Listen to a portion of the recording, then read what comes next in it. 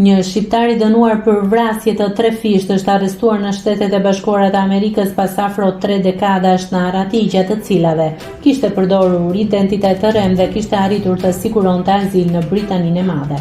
Sokol Hoxha, 50 vjeç, dyshohet se u largua nga Europa në vitin 1997 pas vrasjes së bashkëshortes së tij 19 vjeçare dhe 2 vëllezërve në Patos.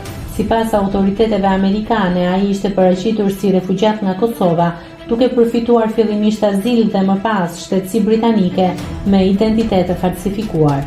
Pas disa vitesh në Britani, Hoxha u zhvendos në Shtetet e Bashkuara të Amerikës në vitin 2012, ku jetoi për 14 vite, duke fshehur identitetin e tij të vërtet. Ai u arrestua pas një hetimi 6 vjeçar të koordinuar nga Interpol Washington dhe agjenci të tjera ndërkombëtare të zbatimit të ligjit. Autoritetet amerikane deklaruan se arrestimi i tij është rezultati i bashkëpunimit mes disa shteteve dhe se Shtetet e Bashkuara të Amerikës nuk do të shërbejë si stre për persona që shmangin drejtësinë duke përdorur identitete të reme.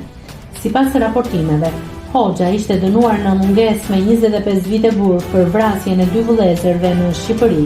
Mediat britanike raportojnë gjithashtu se ai vrau bashkëshorten pasi ajo kishte refuzuar kërkesat e tij për t'u përfshirë në prostitucion. Në hetim dyshohet se kanë qenë të përfshira edhe autoritetet britanike, të cilat ndihmuan në zbulimin e statusit të tij të emigracionit dhe vendodhjes. Nëse klikoni mbi butonin subscribe, do t'ju shfaqen të gjitha publikimet tona. Ju ftoj t'i bëni subscribe kanalit, të pëlqeni videot dhe të lini komentin tuaj.